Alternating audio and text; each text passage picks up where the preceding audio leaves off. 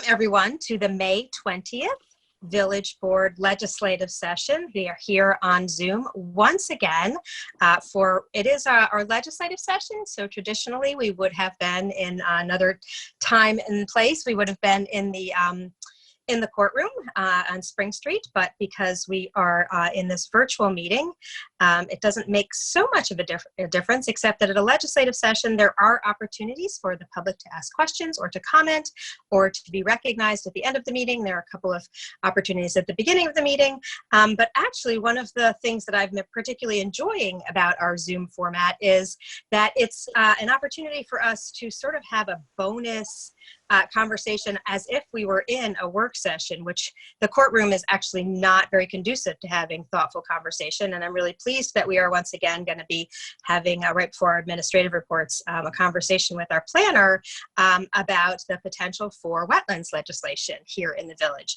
But before we get to that, I'd like to open the floor for any trustees who would like to make announcements or comments.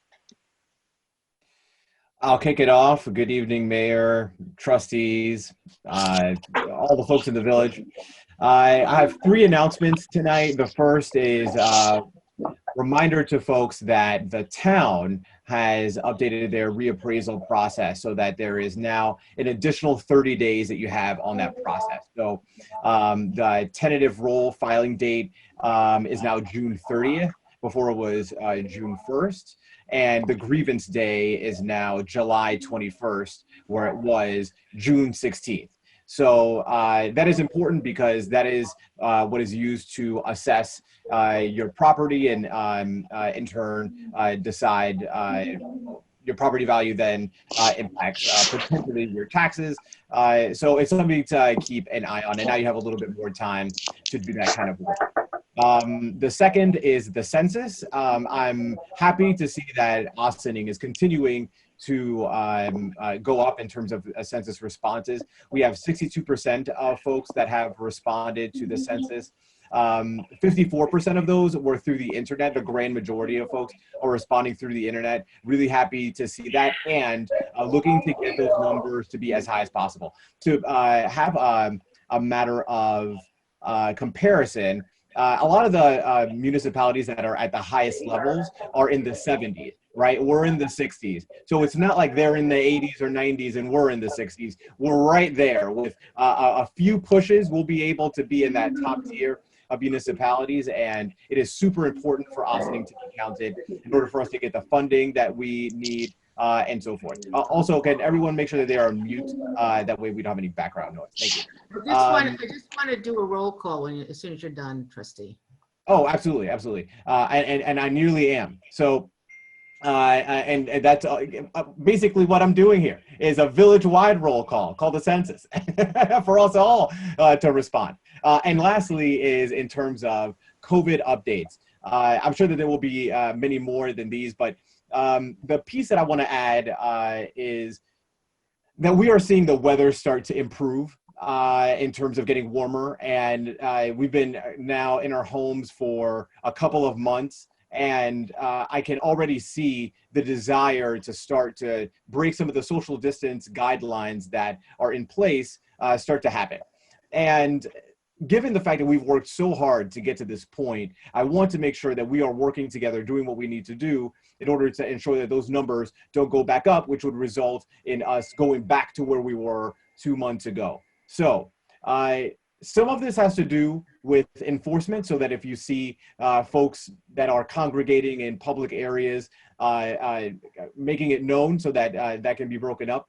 But there are, on paper, 25,000 people in this village, likely more than that, but there are at least 25,000 people here. And we don't have 25,000 police. We don't have 25,000 people working in the village. What we need is for folks to be working together, taking responsibility for themselves and supporting their friends and neighbors to ensure that they are continuing to maintain the social distance guidelines, wearing masks when you're closer to folks that, than 6 feet, doing all those sorts of things, washing your hands, because I've been thinking a lot about what is the best way to get this message out, because I don't want to be naggy, right? And that has kind of that has like a weighted language. But I don't want to go like, guys, you have to wear your mask. Like, who wants to hear that, right? But the reality is, if you don't wear your mask, then that means that other people are saying, well, if they're not wearing it, I'm not going to wear it. And it's the same kind of psychological thing we see with recycling and voting and things that if one person doesn't do it,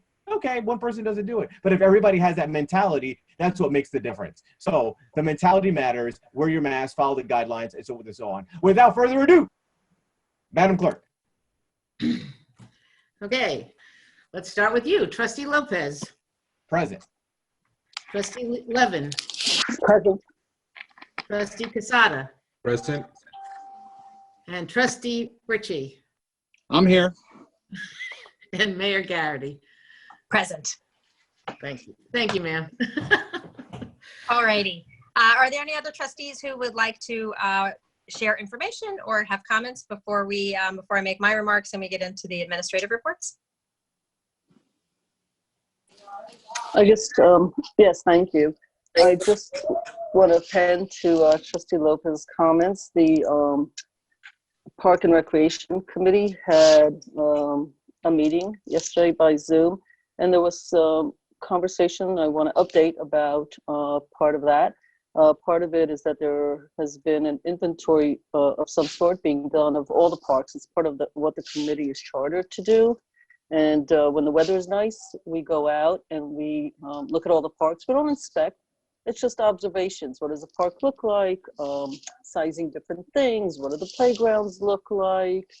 You know, how are people using it? Areas for improvement. We each assigned like 2 parks. So we're almost done with that. And the town and village will get something, I think, within maybe a month or so. And then there'll be a presentation. I don't have a date for that. But one of the conversations was around, again, to sort of jump off or to ditto, I guess, my fellow trustee, is that the parks, the weather got nice and there are a lot of people. Wishney Park had lots and lots of people walking around really close to one another. It's great to see people out, but how does one, you know, sort of keep a distance and how do you manage that? That was a concern, not a commentary or judgment, it was a concern. The biggest concern, however, was all the play sets. So parents are taking down the plastics, they're cutting them down actually, and removing them from the play sets and the slides, and then putting them back when they're done, by the way, and letting their kids go on. Really, I just want the public to understand that it isn't for any other reason, but that when you use a slide and you have a bunch of kids on there, the next group of people that would do the same thing could actually, you know, kids are carriers, and there's a reason why these things are blocked off. The committee didn't have any great suggestions. Some suggested maybe the police should make more rounds, maybe this, maybe that. But truthfully, it's what Trustee Lopez said. Number one, we need to be careful, you know, and number two, you know, we model for kids. And what we do, they do. And so one of the things that really concerns me is how are we modeling for others, in addition to what was already said. So I just want to put that out there as the weather gets nice, you know, and just sort of, we don't want to go back to where we are, because a great post on Facebook this morning was, you know, some people don't want to go back to normal, because normal is how we got to this mess in the first place. So we've got to rethink some of these things. So I'm just putting it out there, and I am going to give a date and the group will give an update about the Parks and Rec going forward. So just wanted to put that out there. That's it. Thanks.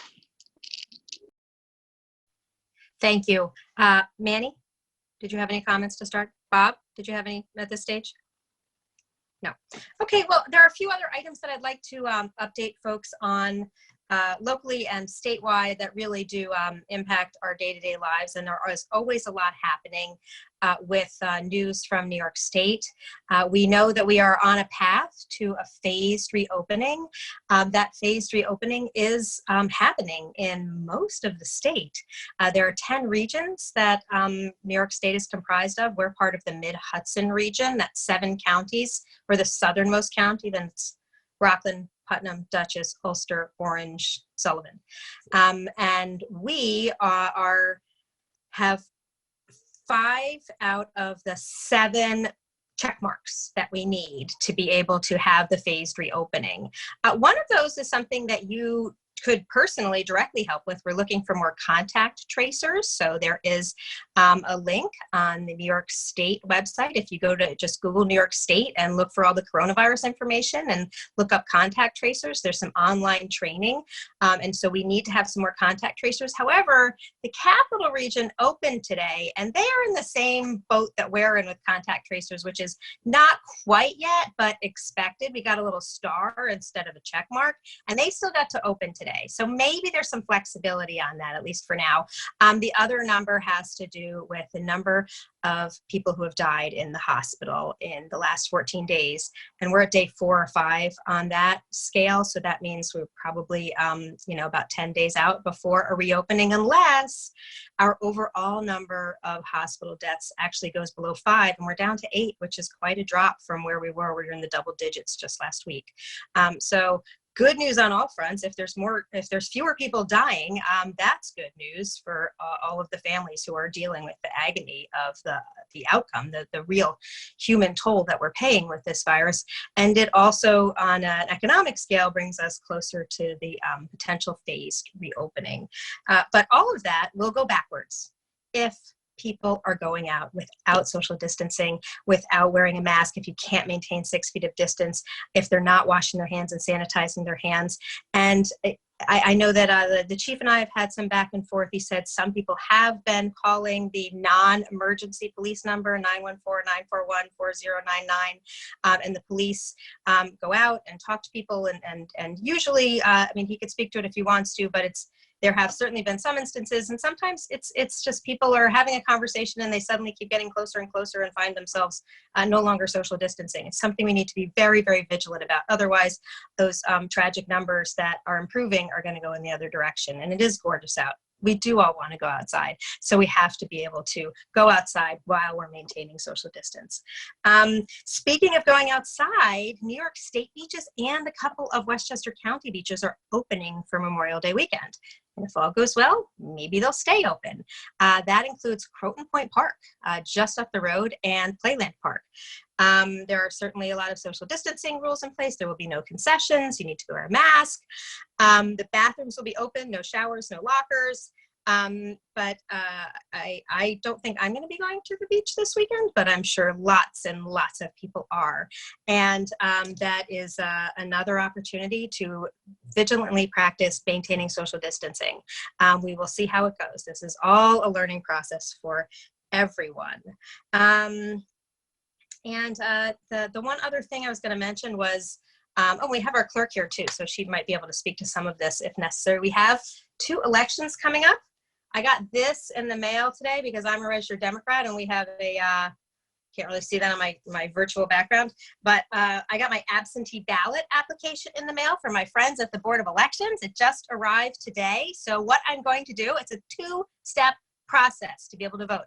Election day is June 23rd, which doesn't have the same significance that election day normally does, because we're mostly going to be voting by mail in the primary. So whether you're voting for the Democratic presidential candidate, but really we actually have candidates in contested races at the state, county, and local level, so and federal level. So if you get this in the mail, you're not voting when you fill this out. You'll see there's no candidates' names on it. The only name that's going to be on there is yours, because you are applying for a ballot. So it's a 2-step process, thanks to the New York State Constitution. And there's 3 things in here. There's the application, there's a letter explaining how to fill out the application, and there is a self-addressed stamped envelope. So I don't even have to spend a stamp to get my ballot application sent to the Board of Elections. So go ahead, fill that out if you're a registered Democrat, and mail it in.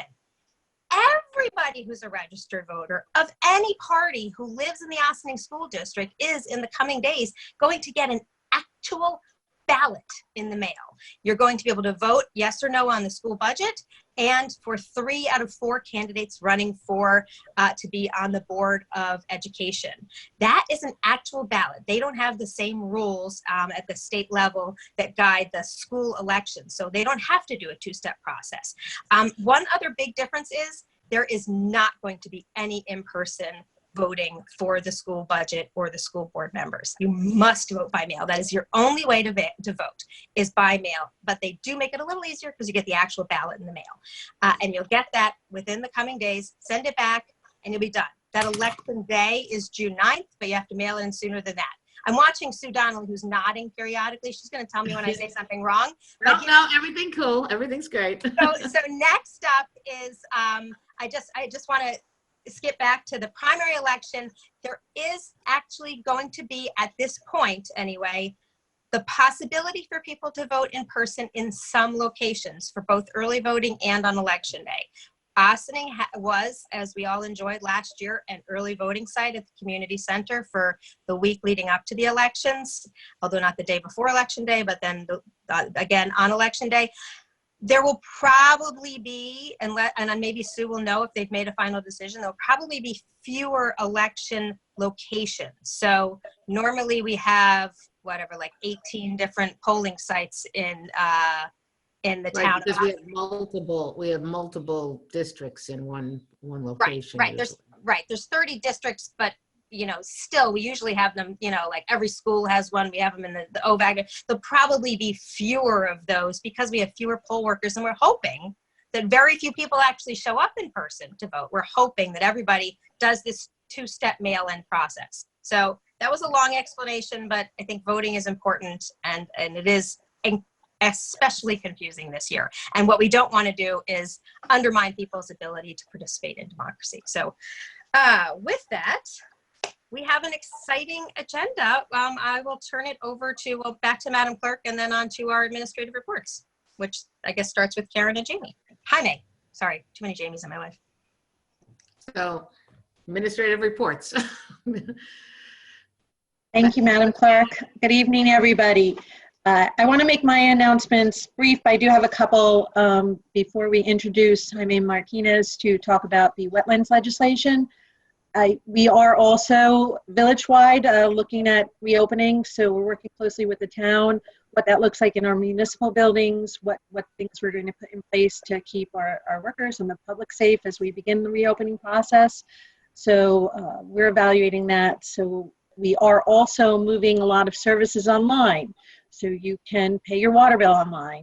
You can file your building permits online. More and more things are being done online, which we had planned anyway, but will also help with social distancing. We're moving ahead with our comprehensive plan. And if you were not able to view the meeting last night, you can view it on YouTube. Last night's meeting dealt specifically with zoning, and we had a lot of interesting nuggets there. We also decided on the name of the comprehensive plan, and it is, the majority vote was Ossining Tomorrow. So that will be the name of the Ossining Comprehensive Plan as we move forward. So you'll be seeing a lot of Ossining tomorrow and going forward. We're also, last week we got in one of 2 electric vehicles that'll be being used by our code enforcement department. The second one is coming from Tennessee and should be here shortly. We're in the process of constructing a permanent charging station for the 2 cars. And once we get the charging station set and signage on the cars, you'll be seeing those cars driving around, but not using any gasoline. So we're happy about that. And we did get good news. We got confirmation that our application for $150,000 in New York State multimodal money was accepted by the Department of Transportation. And if all goes well, we will be looking to use that money to repave Broad Avenue, along with some other restoration work and some installation of new sidewalks and ADA enhancements. And we will be looking to do that later this summer. And that's just the announcements I have right now. But with that, I would like to turn this over to, if there are no questions, to Jaime to discuss our wetlands legislation. Hey, Karen, it's Rika. Just, and I don't think you need to answer. You could just email it to me. I read that we're putting in a station for the 2 cars, but I have 2 electric cars. They plug into my regular wall. And if you need to put a 220, it's just not a station. I mean, it's just they plug into walls now. So could you just have somebody email me what kind of station, why we're putting a station in rather than just having an electrician put in either a 220 or a basic plug in the wall? Like Yeah, there is reason for that, but I will have yeah, that. I don't think it's worth this conversation, but just Okay. email me the answer. Thank you. All right. Well, thank you, Karen. Thank you, Mayor, trustees, clerk, for the opportunity to come here and speak to you a little bit about the wetlands presentation, or the wetlands ordinance that has been drafted up. First, I want to acknowledge that there has been a tremendous amount of work done by Stuart to put together what is really a very comprehensive wetlands ordinance. It's about 29 pages. You all saw it, so there's a lot of information in there. And this presentation really is an attempt to try to cover kind of the high-level, most critical components of the actual ordinance itself. It doesn't get into every single nitty-gritty detail from the definitions and every other piece. That's something that would be looked at later on when it's fully introduced and the environmental assessment form and everything else is prepared to implement this. But this is a discussion to basically lay out the broad strokes of the way it works and also get some input on some minor components that need to be examined to see whether they need to be changed a bit for the final draft of the legislation that is ready to come. So with that, I'm going to share my screen. Oh, I can't share my screen. If the host could allow me to share my screen. Awesome.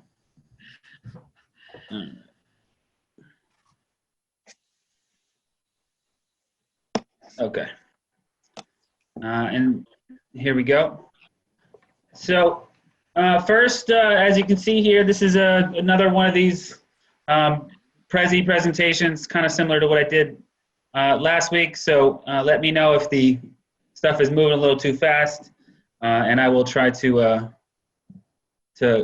clarify anything. So feel free to stop me at any point if you have any additional questions. So let's first start off with the basics.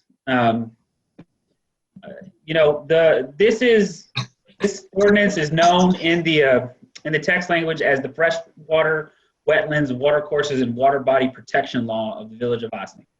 And what it does is it regulates the dredging, filling, deposition, or removal of materials, diversion or obstruction of water flow, and placement of structures or other uses in the water bodies, watercourses, wetlands, and buffers thereof, in light and recognition of the functional benefits of the preservation, protection, and conservation of these water resources as enumerated in section 149-1C in the Village of Ossining Code. On a general level, this code affects all classes of property owners and all property sizes. And overall, the wetlands ordinances are written, not just here, but anywhere, are written to protect wetlands and watercourses, large and small. So not just, what you may think of as huge wetlands like the Teatown Lake Reservation that you see on the left, but also smaller ones that may just be wetlands for part of the year, hydric soils and things of that nature. For some property owners, they may not even be aware that they are near wetlands. So this, helps to, this presentation is an attempt to try to define what that looks like for property owners. The ordinance also designates regulated areas and activities that are within proximity to wetlands and watercourses, where additional review and mitigation measures may be required. So essentially identifying sites that are in proximity to wetlands or watercourses and the types of activities that would be regulated if they're within a certain distance from those wetlands and watercourses. All right, so from this point on, we're going to go on to some of the relevant terminology. There's a lot of terminology that's out there for wetlands ordinances, but I wanted to hone in on the four most critical components of wetlands ordinances, which are essentially what is a wetland, what is a watercourse, what are hydric soils, and what are buffer areas. First, wetlands. And for the purpose of our definition, our ordinance identifies wetlands as all areas that comprise hydric soils and or are inundated or saturated by surface water or groundwater at a frequency and duration sufficient to support a prevalence of hydrophytic vegetation. So essentially, like I said, there are some large wetlands that are constantly inundated with water bodies, but there are parts that are these things called vernal pools, sort of summer wetlands, where during the cold season it's not so inundated with water, but half the year it is inundated with water, thereby making it a wetland. Also, number 2, except with respect to the size of buffer areas pursuant to section 149-3B herein, the term wetland as used in this chapter shall include watercourses and water bodies. So get into the watercourses. What's a watercourse? A watercourse is a running stream of water, a natural stream fed from permanent or natural sources, including rivers, creeks, springs, runs, and rivulets. The stream usually flowing in a particular direction, though it need not flow continuously, and it may sometimes be dry. It usually discharges itself into some other stream or body of water, and it must be something more than mere surface drainage over the entire face of the tract of land occasioned by unusual freshets or other extraordinary causes. Now, this is a kind of complicated statement, even for me, and we're fortunate that Westchester County has really great map data that allows us to identify what is considered a stream. It's called the BM Stream GIS data set, updated by Westchester County, and that's what we use to identify what our water courses, as well as other information that comes directly from Westchester County, whether that's for hydric soils, NWI, National Wetland Inventory, wetlands, or DEC designated wetlands. The next thing are hydric soils, and again, I just mentioned that we get a data set of hydric soils that are based off of the USDA soil survey that identifies where these hydric soils are. And so what is a hydric soil? Hydric soil is a soil that is saturated, flooded, or ponded long enough during the growing season to develop anaerobic conditions in the upper part, and further defined by the New York State Department of Environmental Conservation. Wetlands delineation manuals, such as documents that may be amended from time to time.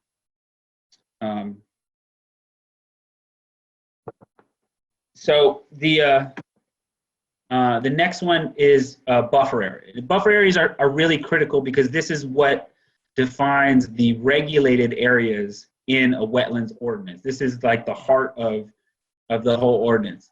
And the buffer areas are the areas that surround the wetland, watercourse, and water body that is also subject to the regulations as specified herein. We're going to get into the details of what those buffer areas are.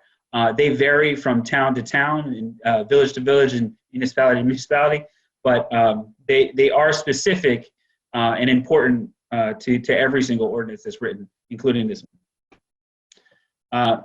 Next, we want to do a little comparison with other municipalities.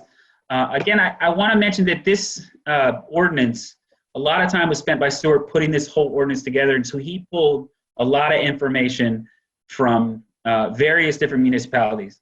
The boilerplate, sort of the baseline of this information came from, I'm sorry, I'm getting ahead of myself. So some of the comparisons of other municipalities are that other municipalities define buffer areas differently. Briarcliff Manor, Newcastle will define their buffer areas for wetlands and watercourse the same and require a 100-foot buffer from all those. However, for the town of Ossining, they differentiate between wetlands and watercourses in terms of the buffer areas. So the town of Ossining only requires a 100-foot buffer from water bodies, or a 100-foot buffer from water bodies and wetlands, but only 50 feet from watercourses. Also, all of the reviewed municipalities for this legislation do require mitigation, but in North Castle, the applicant can, upon approval of the town board, make a payment in lieu of mitigation measures, which are $2,500 per 100 square feet of mitigation required, which we'll get into later as something to consider for this wetlands ordinance.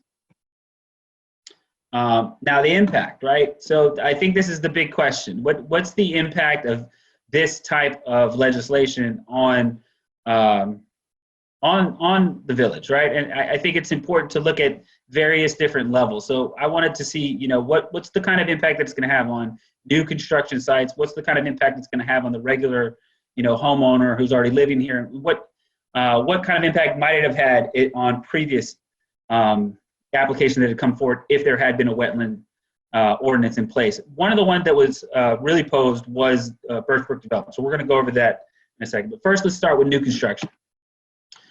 For new construction, the wetlands ordinance will have the most impact because this is the opportunity where the planning board really gets to set forth mitigation measures in those instances. And again, we're only talking about properties that are within wetland buffer areas. The applications will provide a venue for additional review by the Environmental Advisory Council. Am I saying that right? Council, committee? Committee? All right, the Environment Advisory Committee to ensure. No, it's a council. It's a council. You're right. It's a council. Okay, I apologize. Yeah, the Environmental Advisory Council to ensure compatibility with the intent of the ordinance.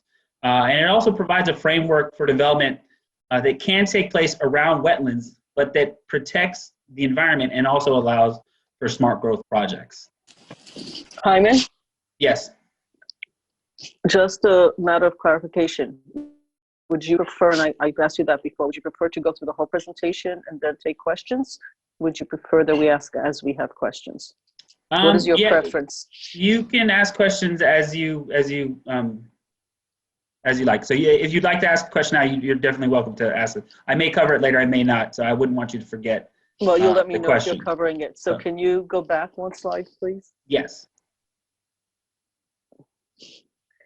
The EAC, and so applicants provide a venue for additional review by EAC, but could you delineate, even upon review of the EAC, what is their actual, and you may be covering later, so what does it actually mean that they're reviewing? Let's say they recommend a no-go or remediation or something. What is their actual power to follow up on that, or does that go somewhere else after their review? So the ultimate power to grant the variance or to grant a wetlands permit in this instance for very minor applications would be an administrative review, and anything above a minor application would be through the planning board. So in the Birchbrook instance, what happened was they got the application, they started looking at the application. At a certain point, the planning board determined that they thought it should go to the EAC for review. They sent it to the EAC for review after the process had kind of already started. And then they got feedback from the EAC and they moved forward with their decision. What this will do in instances where a project is proposed in a parcel where there is proposed activity within the regulated area, it would automatically be sent out to the EAC.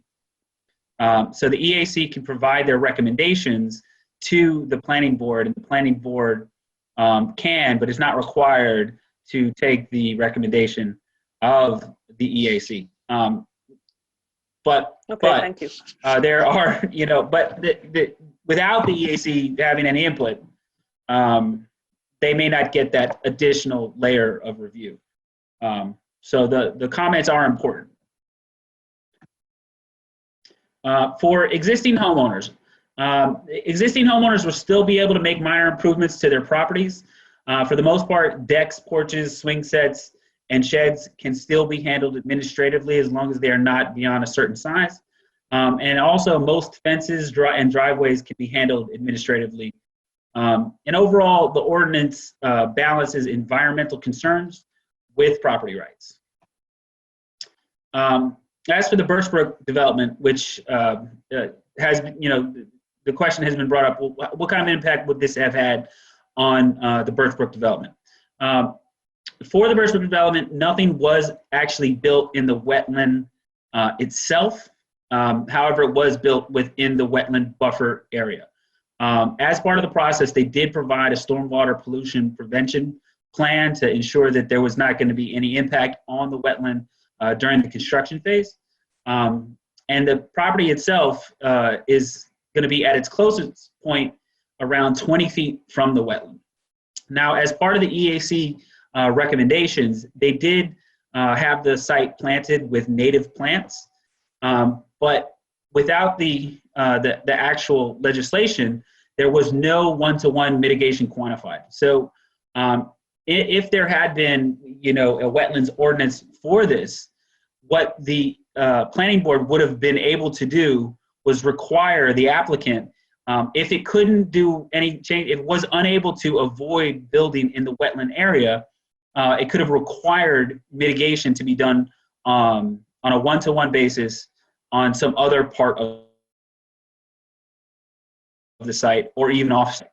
Because there was no wetlands ordinance, they could not require the mitigation of the impact on the wetlands on other sites in the area. Now, it is important to note that, you know, Birchbrook was an as-of-right development, which means that, you know, it may have been modified by the planning board to help mitigate some of the impacts on the wetlands. It also could have, you know, forced the applicant to go and request a variance to have a taller building that had a smaller footprint. So it's really hard to know specifically what would have resulted from the Birchbrook application if the wetlands ordinance had been there. And it's not 100% clear that the application would have been totally different, but certainly the mitigation measures would have been different. Now, moving on to the next piece, there's a timeline for the implementation of this ordinance, right? So there are, you know, for ordinances that affect the zoning code, the implementation timeline is a little bit different than if it was just a regular local law change. In this instance, first we need to have the completion of the final draft of the wetlands ordinance, which would be prepared after the final input that we're getting, as well as some further internal review for the ordinance to see how we're going to be able to work through it administratively. Then you would have to complete a full environmental assessment form to begin the seeker process. Because it is a zoning code change, it requires seeker review. At that point, the Board of Trustees would have to declare its intent to be lead agency for this project, and it would be required to be the lead agency because it is a code change to the zoning code. At that point, it would be referred out for review by the planning board and the environmental assessment advisory committee. At that point, there would, after the review was done, the Board of Trustees would need to do a determination of significance. In this instance, it would most likely be a determination of no impact. And after the determination of no impact was done, there would be a public hearing on the local law in its final form. And after that point, you would be able to approve the local law. So it's a bit of a process to get us to a point where this law would be implemented, but it's a pretty clear path to getting it done. So the last part is really on the board input. There are a few items that Stuart and I would really like to hear a little bit of input from you, maybe today or maybe at another point on the actual implementation of this law. So I'm just going to kind of go through the list here. First would be that the legislation as it's written and sent out to you does not have a payment in lieu where mitigation measures may not be possible on site. And so the board should give consideration as to whether or not they would like to create a path for mitigation measures, to provide a path for a payment in lieu of mitigation measures, whether they think that's right for the Village of Ossining or not. I'd also want to give some consideration to creating an aggregate size of sheds, decks, playgrounds for administrative permits, rather than having an overall separate requirement. So what this would essentially enable us to do in the planning and building department is to say, hey, you have a deck that's in the buffer area, you have a playground that's in the buffer area, you have a shed that's in the buffer area. There's too much stuff for us at this point to really properly evaluate, and you need to either get the amount of area that's disturbed below a threshold, or you have to take it to the planning board. And that would kind of help us deal with things in a better way than just the way that it's kind of written right now, which is essentially saying you have 200 square feet of deck space, you have 100 square feet of shed, and you have 100 square feet of playground.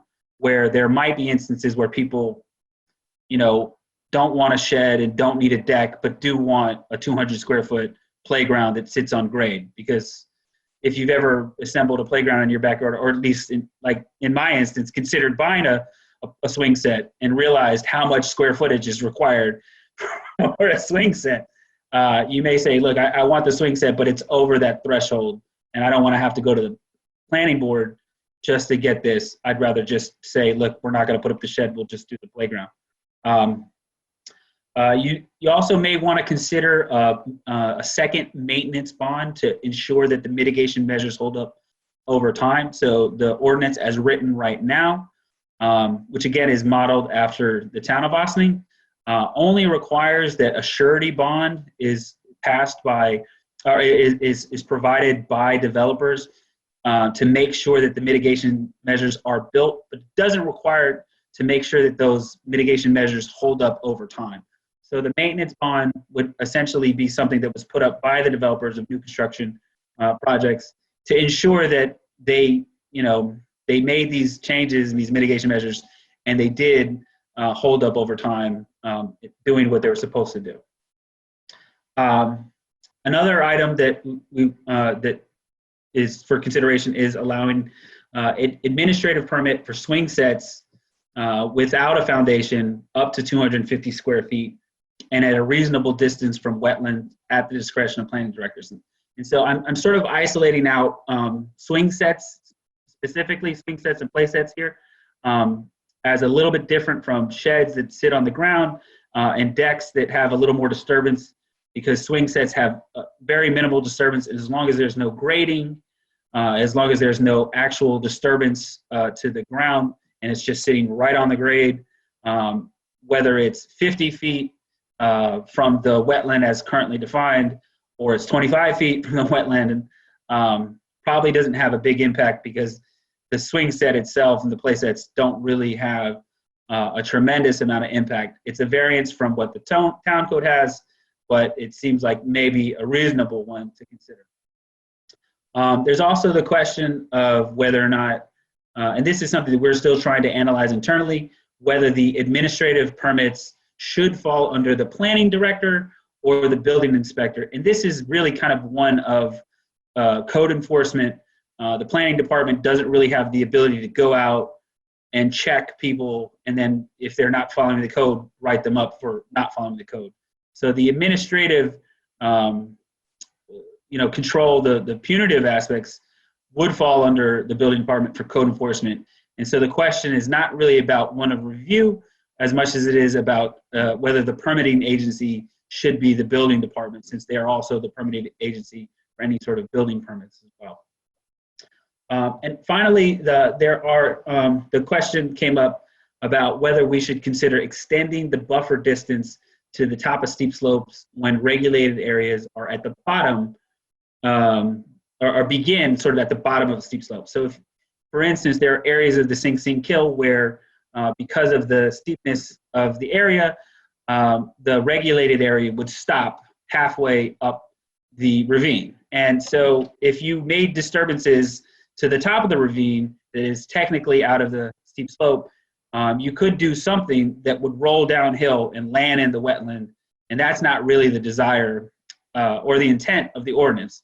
So what has been done in other municipalities is, in instances where you have a steep slope immediately surrounding a wetland buffer area that's higher than a 25% grade, you would extend it to the top of the steep slope essentially and say, okay, you can't do anything here either, because it would theoretically have an impact on the wetland that's just immediately downhill. So, with that, that's the presentation. It's, as I mentioned before, the wetlands ordinance is pretty comprehensive, and so there's a lot of details. If you have any questions, please let me know.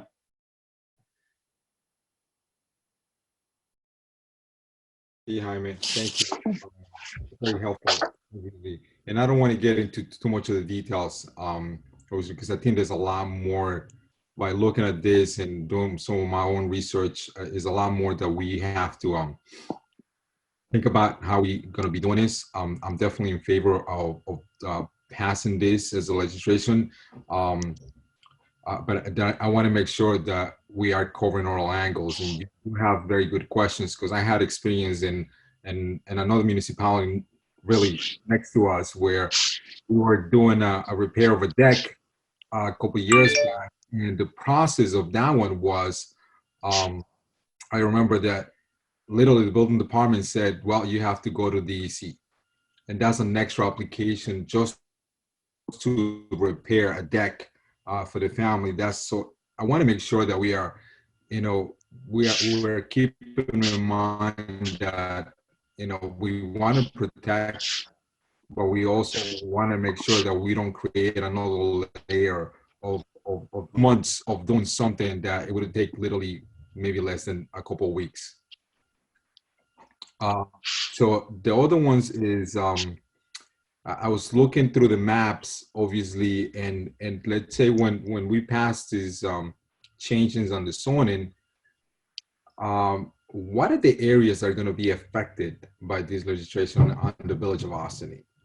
I'm looking at the map that you have, and I was going over to the GIS of Westchester County, and they don't show any wetlands maps on their website. And I went to our GIS as well that we have in our village, and there's no layer to put on and look for the wetlands even remotely there. So I want to make sure that whenever we're doing any changes like this, that an applicant, an architect, a developer can go to our website, our GIS, and be able to click on one of the layers in there, and all the wetlands restrictions are very highlighted within the map itself. So I think we have to work on our end to make sure all that information is available for any person that would like to see where, if my property falls within that buffer area, I want to make sure that it's very clear defined on a map that an applicant can be able to see it. Yeah, so I can tell you the data that I got, there are a few different pieces that I had to pull from. So there's the National Wetland Inventory GIS data set, which has very few wetlands on it. There's the DEC wetland data set, which also has very few, but a little bit more than National Wetland Inventory. And then there are the hydric soils, and it's not all soils are not defined as hydric soils. I want to say that the soils in the hydric soil data set for Westchester County are soils that are inundated more than 25% of the time. So anything 25 to 100% of the time that are inundated with water are considered hydric soils. That data set is something that you can download directly.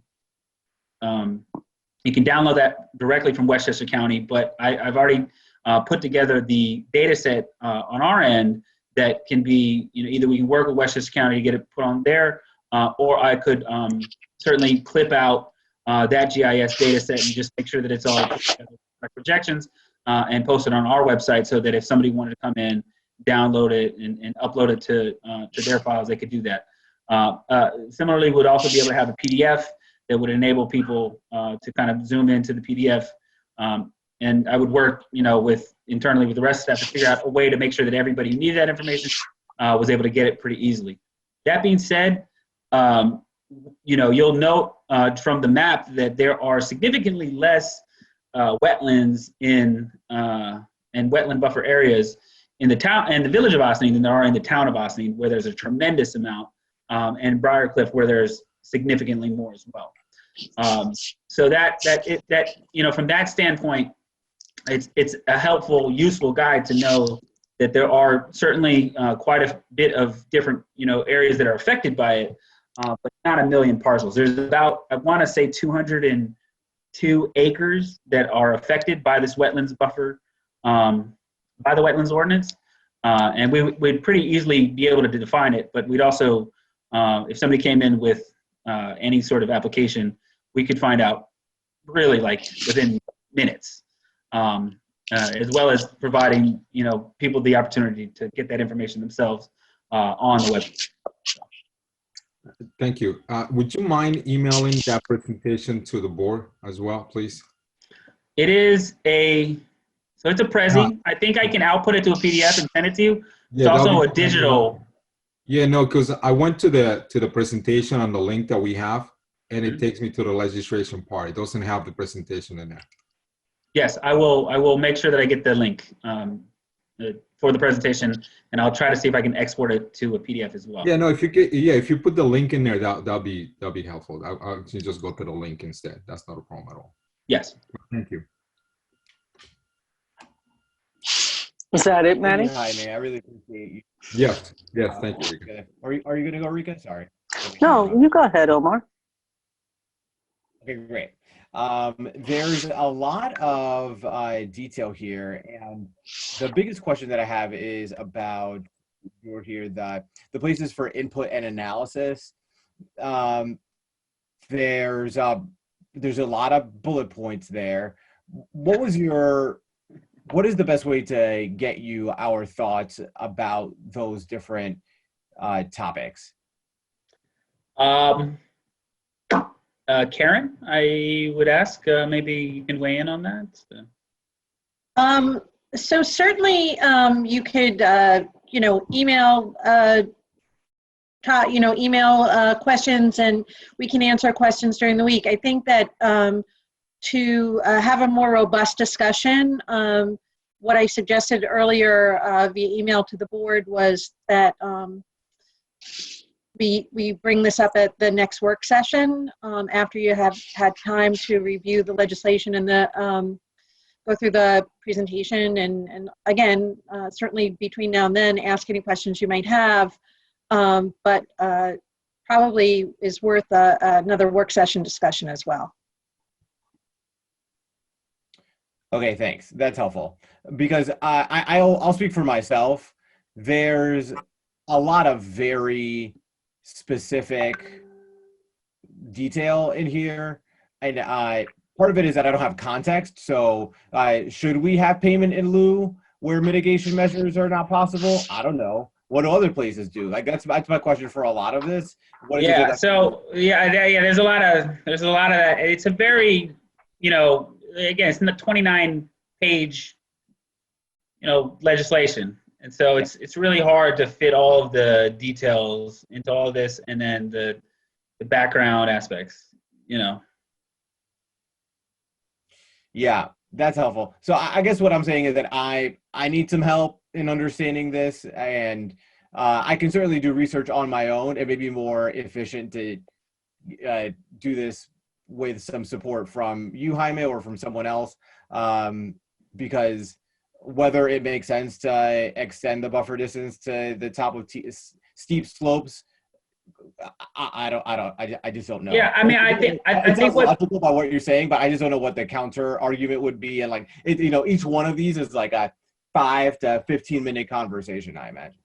Yeah, so I think that what might be helpful to me is if you get a chance to take a look at the legislation, I'll send over the link to the presentation, and if you can send me a set of questions that I can sort of respond to in writing, and then that may lead to another set of questions, which leads to another set of questions, at which point you feel like you have all the answers that you need. Again, I agree with you. It is complicated.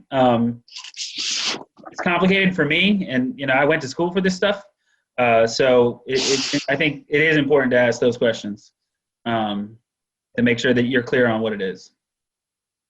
Okay, thanks. Are you done, Omar? Okay, hi. Hey, Jaime, first of all, kudos, 20 minutes to the dot on a well-done presentation. We don't often get people to actually come in. 20 minutes, impressive. Can you go back to the board input, please? Yeah, which one? Board input. I think it's the last slide. Yeah. Great. Okay. So first of all, super informative. I just feel that I'm a little bit ahead because I've been doing research. This topic in Ossining has been around for numerous years.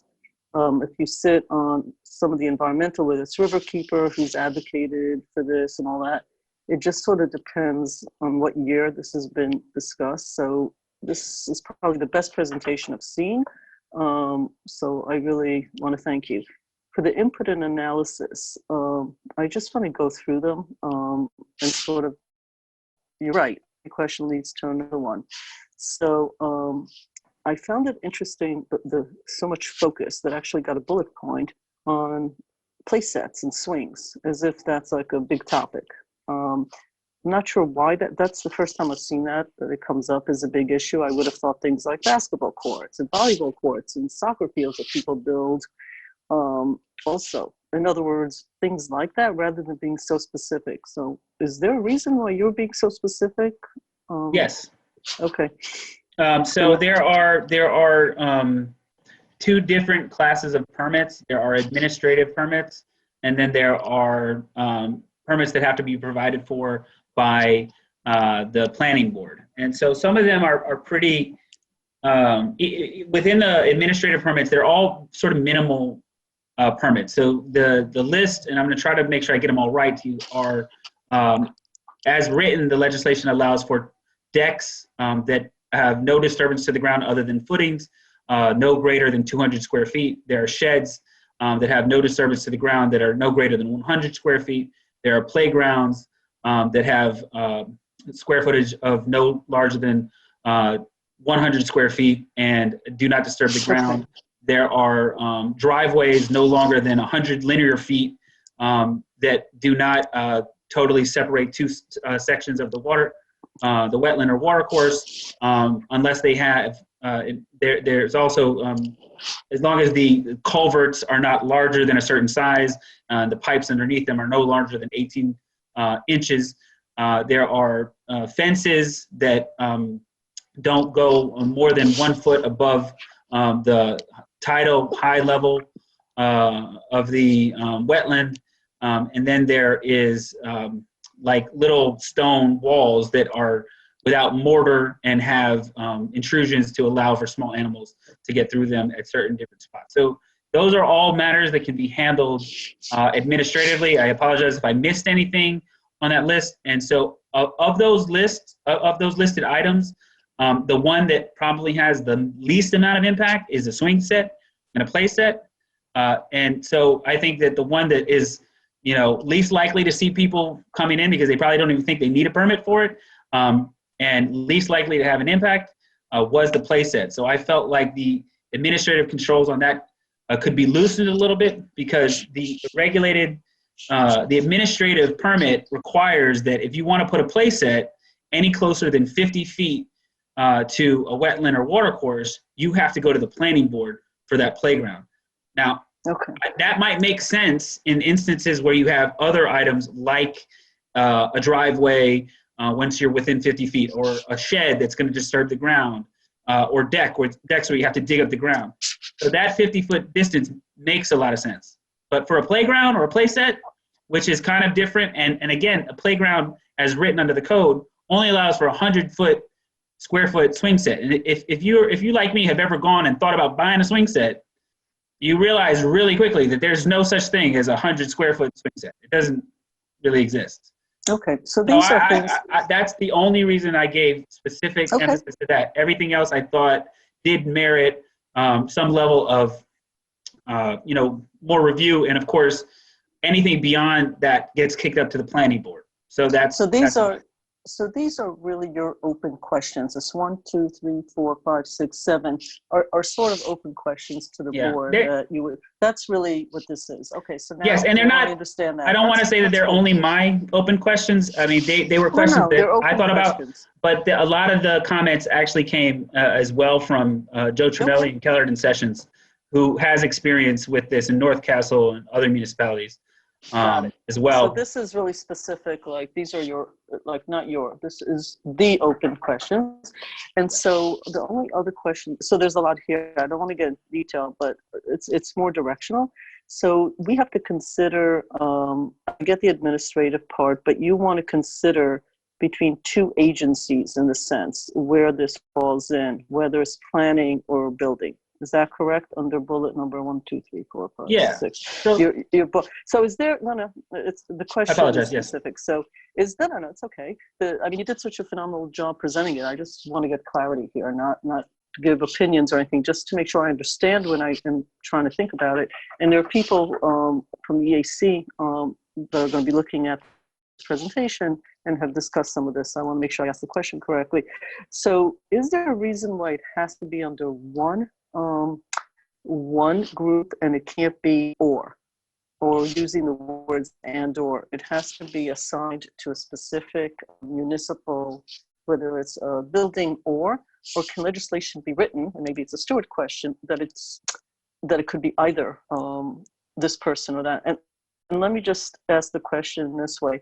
We have had legislation that's been done, and because there's a title like building inspector or planning director in the legislation, what happens is 3 years later, there's a reorganization and there isn't a job called planning director. And there isn't a job called, it's like now the building ex officio or the planning blah, blah, blah.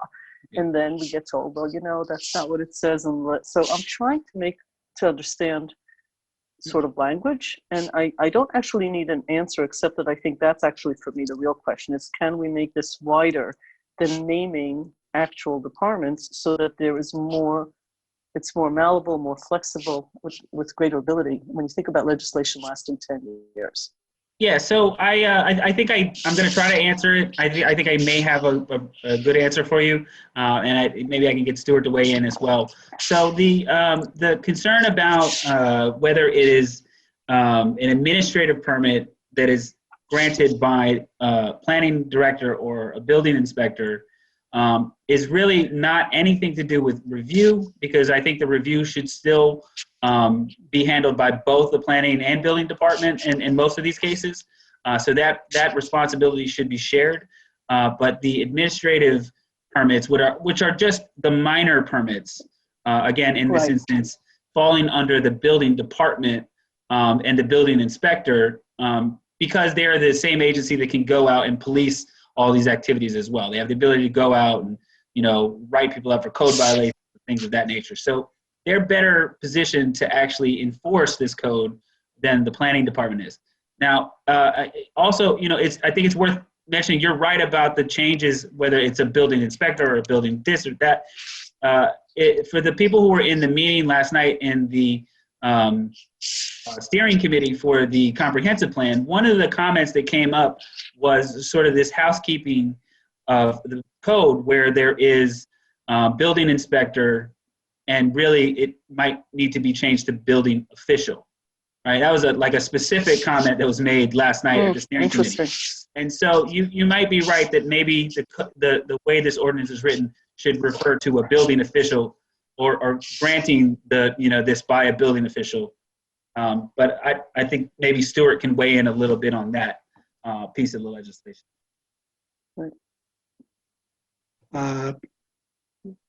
Generally, you want to designate a particular individual. Building official is a fairly amorphous term.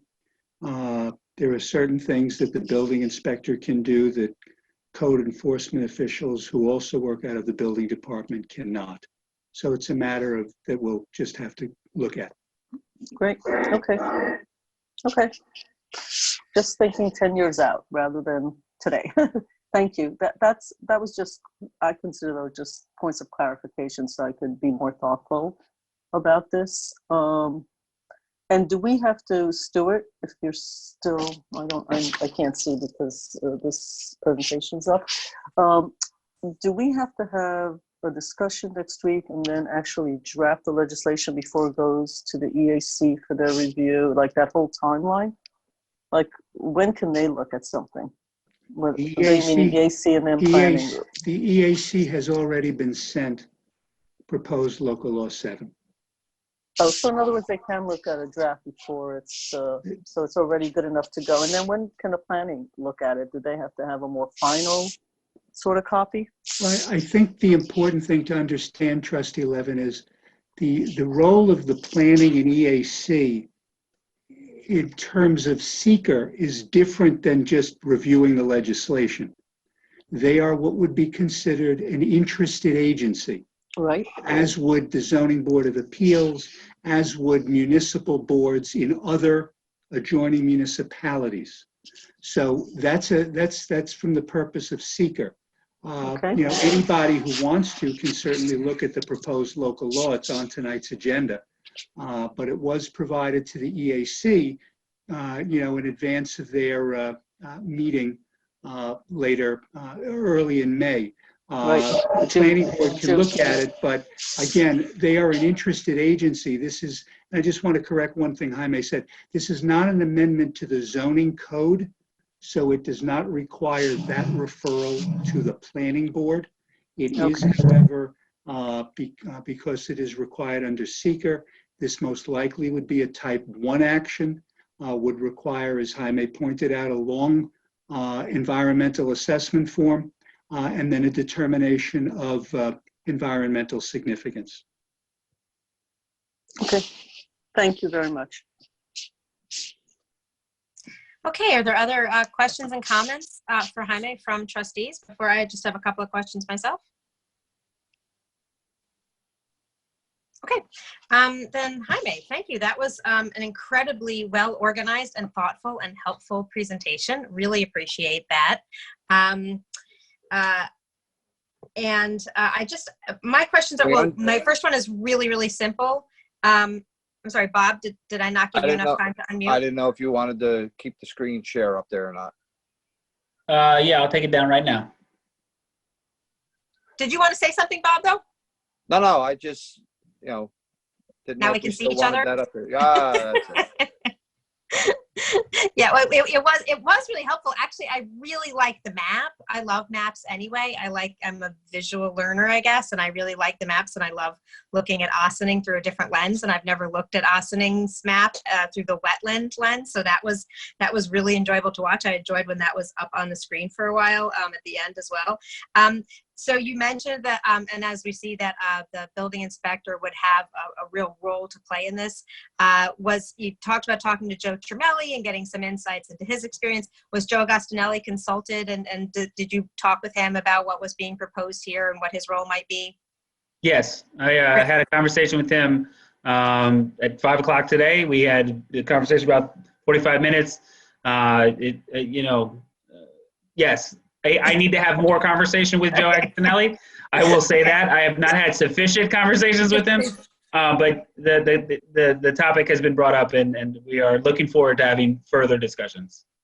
Then I will leave it up to you and Karen to make a decision on everybody and anybody who should or should not be at our discussion if we're going to continue this at next week's work session, because there was a lot to take in this week, and I think we may want to consider discussing it next week. That was what we had said by email, and I'm certainly comfortable with that.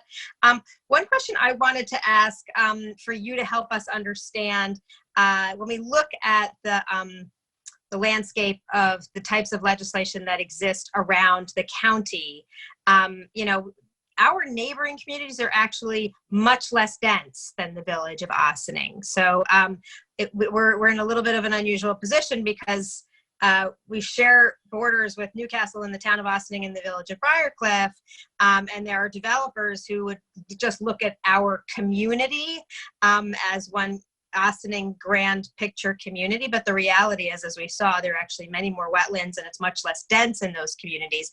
When you look at legislation that exists in more densely populated communities that have more similarities from a demographic perspective to Ossining, and perhaps what are the different elements that we might find in wetlands legislation in a densely populated village or city versus what we saw in some of our neighboring communities that we used as our foundation for starting this legislation? So just a quick response to the map thing. I don't know if you were aware of this. I taught mapping for like 7 years. I didn't like that. Oh, I'm really into maps. I love maps. Good. So I'm glad to hear that you like maps, because I take a serious amount of pride in making maps and showing maps. So that's fantastic. Oh, I'm so excited. Second of all, I think that Stuart is really better positioned to answer this question, but I would note that The challenge with finding direct comparisons to other municipalities is pretty significant because Ossining is so small and so dense. If you go to other municipalities, they may have a dense area and they may have a not so dense area. Right. And we don't have as much, variety, I think, here in that sense around areas that do have wetlands. So most of our dense area don't have wetlands, and some of our little less dense area does have some wetlands, and the bulk of our wetlands, I believe, really the regulated areas are areas around like the Sing Sing Kill, Crawbucky, and then other parts. So it's a little hard to compare it that way, but I want to open it up to Stuart, who can tell you more about what he found in other municipalities. Great. Mayor, for example, in Tarrytown, their buffer is 150 feet, which is actually larger than in other locations. In the town of Greenberg, the only one I found, they actually have a provision to afford the applicant the ability to go to the Zoning Board of Appeals for a variance from the wetlands legislation if it can show an extreme hardship and basically that otherwise the land would effectively be non-developed. And we are talking about work within the buffer area, not within the watercourse itself. So the buffer, though, seems to be in the 150 to 50 to 200 foot range in many places, but Tarrytown, which is dense, does have a 150-foot buffer in that particular location. North Castle, and I thank Joe Cermelli, they're the town that has the fee in lieu of, if someone does not wish to do that. And the fee in North Castle for that is $2,500 for each 1,000 feet, 1,000 square feet of area that is going to be, that would need to be mitigated otherwise. And that's something they have in those funds get deposited into what's called a mitigation fund or a mitigation bank within that town. Trustee Levin had asked a question about the role of the EAC. In most of these municipalities, the EAC's role or conservation board or something like that is essentially appears in the legislation now, which is just to provide advice. Now, I did add language in here which does appear in some of the other jurisdictions, which effectively says that the planning board would be guided by the determination of the board or the EAC. I should point out that in, I believe it is North Castle, and for some, and I have my memo right here. In North Castle has an interesting provision, which is that if the town conservation board recommends either denial or a modification, for the planning board to approve, it has to be a supermajority. And what they define as that is majority plus one of the total board. So in the case of our planning board, that would require a vote of 5. Interesting. And that's the only place where I actually saw that. Most do require a referral to their environmental board. Some do not, but most do actually require that referral. And also there are differences in the municipalities in terms of how much mitigation is required. Most are basically 1-to-1, but in other municipalities I have seen a 2-to-1 ratio. So for every 1 square foot that's being taken away, you got to put 2 square feet back. And generally you want to put it within the area that is being developed. So that's all the municipalities require, EAFs or EAFs to be filed, and in most cases will also require stormwater pollution protection plans. So there's a fairly good amount of symmetry with regard to that, but that's what I've seen with a number of the Westchester ordinances that are here. A lot of the municipalities have taken what their neighbors use. So for example, Tarrytown's ordinance is very similar to Greenberg's ordinance. And Newcastle is similar to some of its neighbors in that area. As Jaime mentioned, Briarcliff also has its own ordinance. The town's ordinance, Town of Ossing's ordinance, is fairly standard. They do have certain provisions which I have not put in, which deal with municipal land use. The town does require signposting. That is something we have discussed for this board and will be brought back to this board at a later time. I did not include it at this point because this would then be the only ordinance where there would be such signposting required. This ordinance does include the escrow provision, which does not appear in the town's ordinance, to allow for payment of professional fees. Many of the municipalities do, however, provide for escrows, and the town of North Castle specifically indicates what those escrow fees are. So that's sort of a longer explanation of what goes on in other municipalities in our county. Thank you, Stuart. I'm particularly interested in what you said about what was the community that had the if the environmental review makes a recommendation of mitigation or denial, the only way for the planning board to override it is with a supermajority. That's North Castle, Mayor. I really liked that because that gives some serious teeth to the EAC. But the EAC is obviously looking through things through the environmental protection lens, whereas the planning board is tasked with looking at it more holistically from, all the aspects that need to be considered.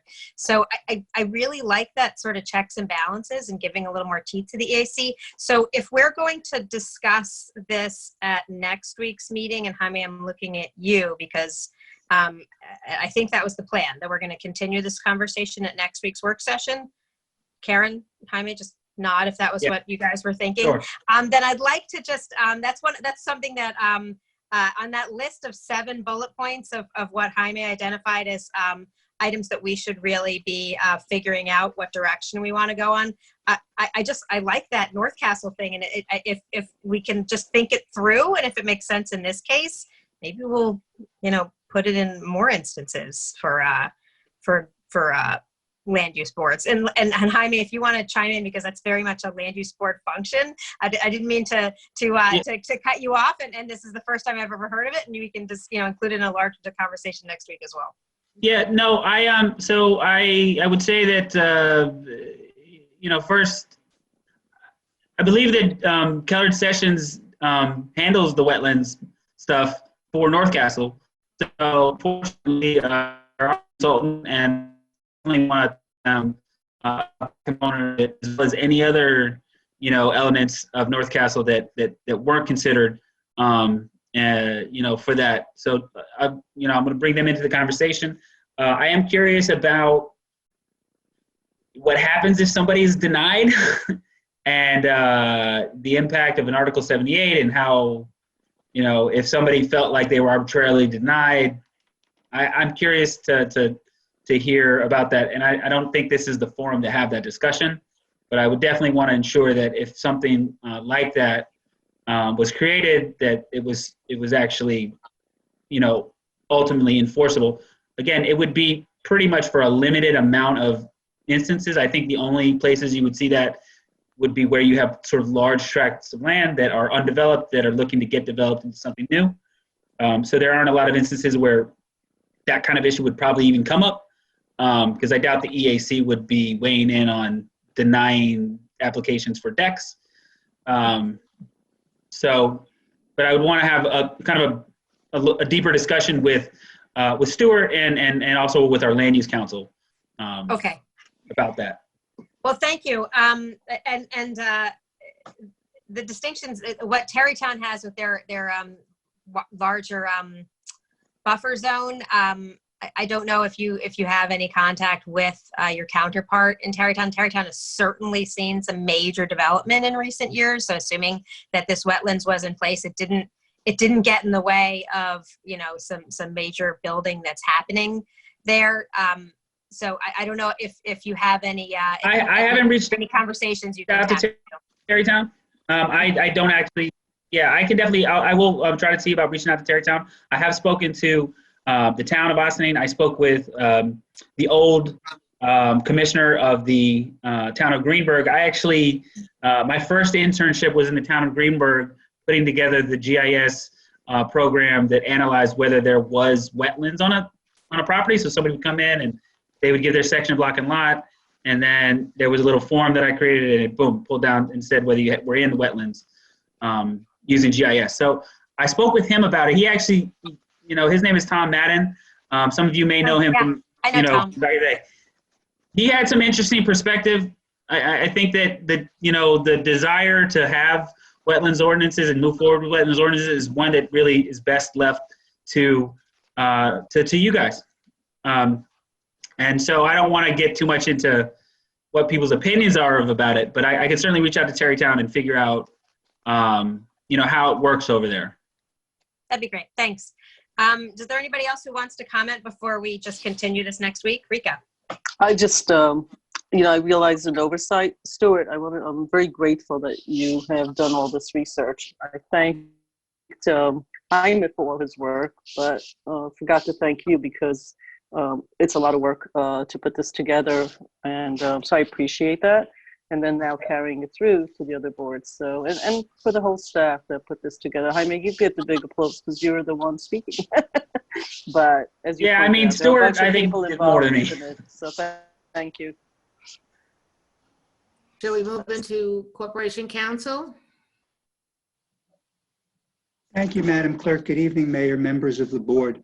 I'm pleased to report that the courts down here will probably start opening within the next couple of weeks, but they're actually going to begin allowing for commencement of new actions in the courts. This will initially start electronically, but will then branch out. What's important, though, is the court has also the administrative judge for the 9th Judicial District, which includes Westchester, has sent out a listing of protocols that will be followed in the courthouses once they do reopen. It is important to note that anyone entering courthouses, both staff and visitors, must be wearing a mask at all times. The only exception would be if you're in a private office by yourself. If you advise a court officer that you have recovered from COVID or that you have recently been exposed, you may well be asked to not enter the courthouse under those circumstances. But it is likely that when the Justice Court here reopens, there will be similar restrictions. I do know that upstate, that where the courts have opened, they have restrictions with regard to distancing and with regard to how many people can be in a particular courtroom, how many people can be for a particular clerk.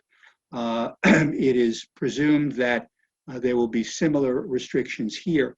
But again, new actions can be commenced, but they can only be commenced electronically. So the rules with regard to emergency applications to courts down here continue if such applications have to be made. But the courts are at least beginning to get back.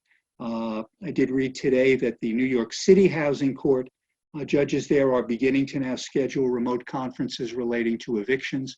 So it is certainly possible that we will begin to see that also happen with regard to our local courts as time moves on.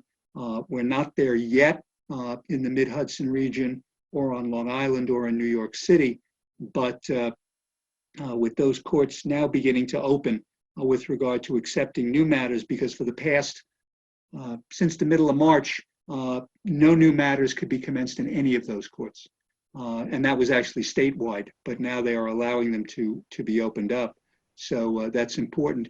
I will say this, if anyone is listening, if you are someone who is pro se and wants to commence a new action, You are able to do that through the clerk's office, but you can't go to the clerk's office to do that.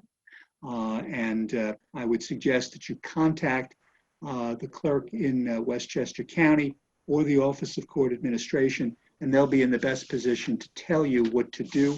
There are still certain stays on cases. The last one I saw was a 90-day stay, which was from a little while ago. So certain things are still being held in abeyance. But if you have a matter that is pending and you believe it is important that you get before a judge, you can make an emergency request and the court will hold a remote conference with you and with counsel. Thanks, folks. Corporation Counsel? Just Yes, want to ma'am. emphasize that that's the court clerk. If That is exactly who I meant, ma'am. Yes, thank you. Okay, I just want to clarify that because we want to make sure everybody understands. We would send them in the right direction, but just to make sure they understand that. Thank you. Chief Sylvester. Good evening. So I'll make it quick. We're getting sort of late here already. A couple things coming up right now. Last week you may have seen some postings on social media about wildlife. From time to time we have wild animals that come to our community or here all the time. This is the season for bears. So there was a black bear here last week. We haven't heard anything in the last couple of days, but just a message for anybody that's watching that black bears do come here from time to time. Best thing to do is keep your garbage can secured and any food sources away from them. They tend to be more afraid of us than we are of them, so stay out of their way and they'll stay out of ours. There was a lot of talk earlier about social distancing. Our officers remain on patrol and we've been stopping regularly at all of the parks. Generally, we're seeing lots of compliance from time to time. We see people that need a reminder, but overall people are doing their best. For those that see something that they believe to be unlawful, the best action is always to call the police department. We will send somebody. One of the really cool details we got to do this week, a resident called and said that she had received her stimulus check and would like to share that with neighbors because she felt that there were others that needed more of us. So this week, our officers walked out of the building with $1,000 in gift cards donated by a resident and gave those to people either on a difficult call, somebody that they know needed help. Some of them were people that were waiting online for Feeding Westchester. So we're going to tell that story probably the end of this week, but I thought I'd share it with the board first. We thought that was a really nice thing. We had 20 $50 gift cards that our officers gave out from a very, very generous anonymous resident who said that she felt that we would be in the best position to find people that really needed that. So that was a lot of fun. Yesterday, our new rooftop garden here at the world famous Birdsall Fagan Police and Court Facility was featured on News 12. We have started gardening here with some of our roof space. Just another thing to give some of our officers a little bit more ownership of the building and keep them positive during a sort of difficult time. Last week, we completed our first half firearms training, so that went without a hitch. And one warning for next week, Wednesday the 27th at 10:30 a.m., Indian Point will be testing their emergency siren. So at 10:30 a.m. next Wednesday, we will give another warning probably a few days before and then probably again the morning of. There will be one very long, very loud blast of the siren. It is only a warning. It is not the next phase of 2020. That's all for me tonight. Thanks. Okay, thank you. Thanks, Chief. Okay, so did anybody have any questions for our administrators, or can we go right into the resolutions or the I'm sorry, Madam Clerk. Go ahead, Madam Clerk. Do we have anybody on that would like to talk about an organizational announcement? Actually, the only thing that I'll say that I neglected to say in my opening remarks, but it kind of fits into organizational announcements, is that Monday is Memorial Day. And thank you very much to the local veterans organizations that will be hosting a appropriately small, modest, socially distanced service or ceremony on Monday, and it will be recorded and shared for all of us to be able to view. Normally, we would all be out enjoying the Memorial Day parade and gathering to honor the veterans, but this time we'll be staying at home and watching a video of it. So thank you to all of those who are organizing it. I look forward to participating in an appropriate manner. Is there anything else? Madam Clerk. Okay, is there anybody here to speak on, any visitors here to speak on village board resolutions? I'm not sure there's anybody here, so. Well, there are 3 attendees. Let's see. I'm one of them though. Oh, okay. I don't see anyone raising their hand. Okay, thank you, ma'am.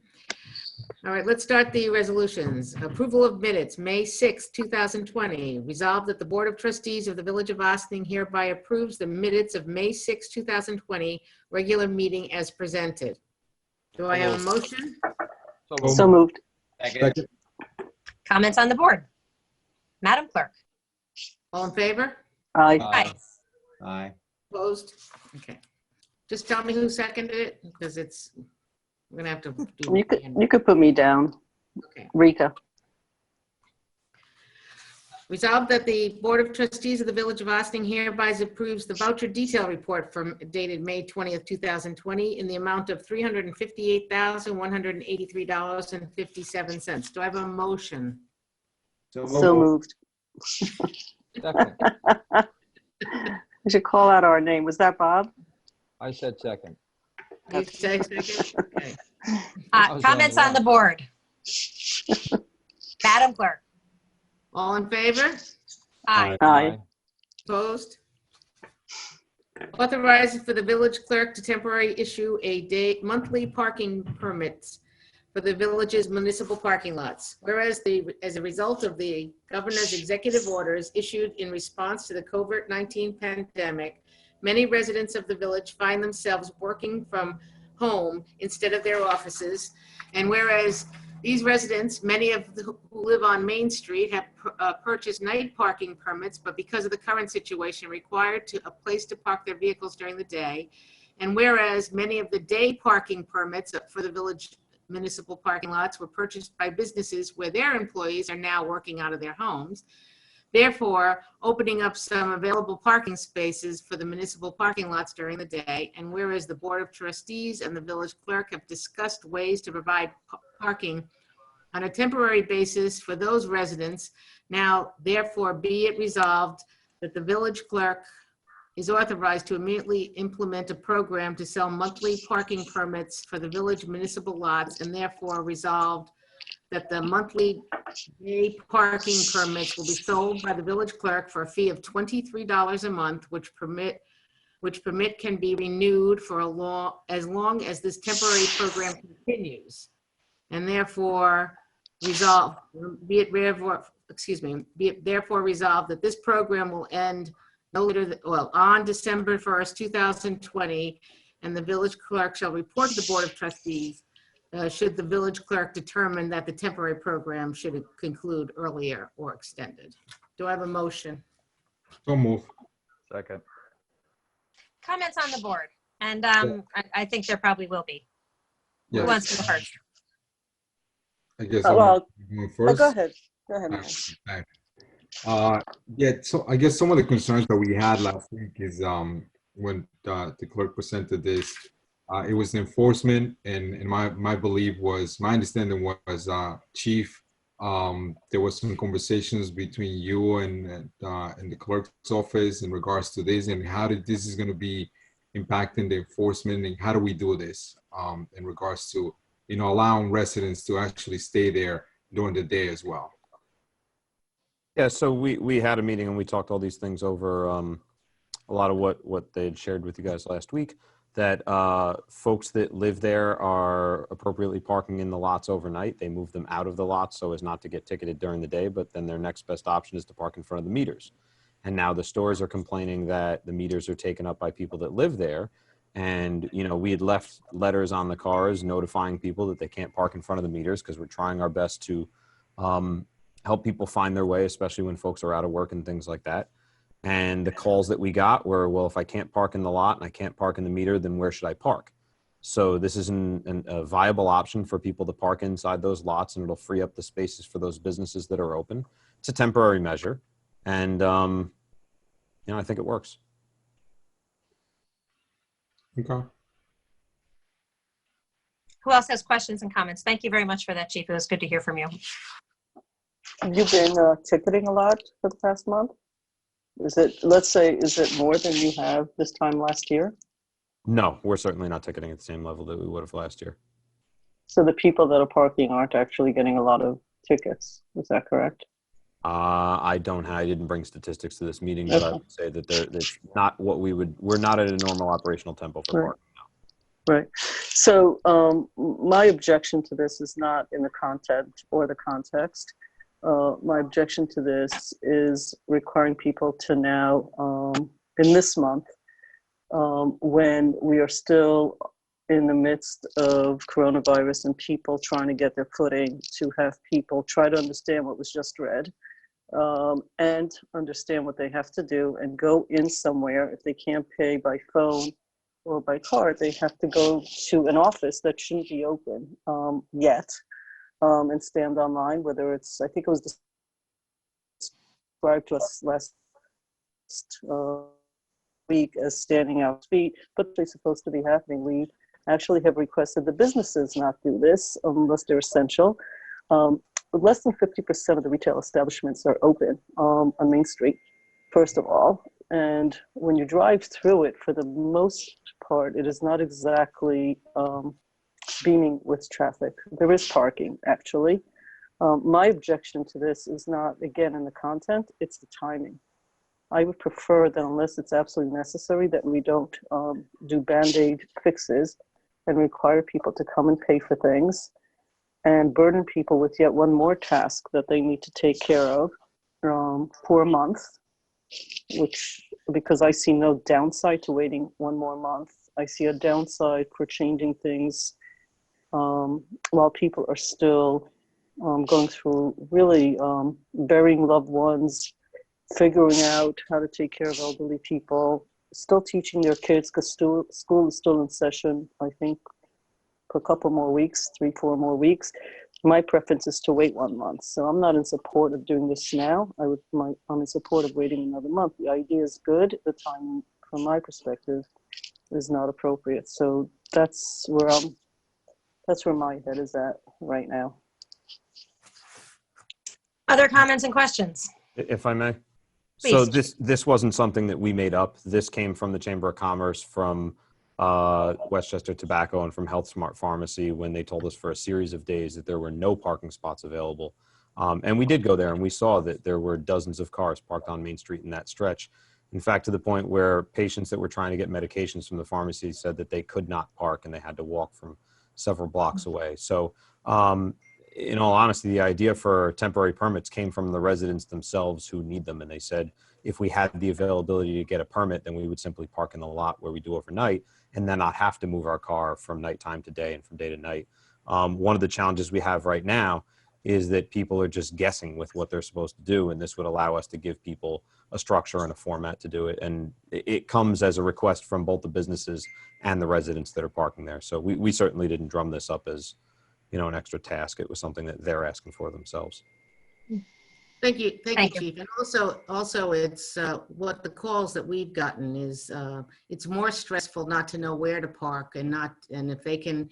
And as we said last week, if it could be one person that uses this 1 month pass, it would accomplish a goal of making them feel better. So that's where this is all coming from. Other questions and comments from trustees?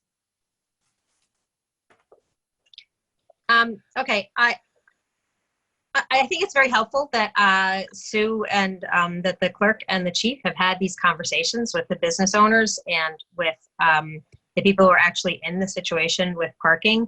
And I appreciate, it's very unusual that we undertake a new process and a new permit for just a 6-month period.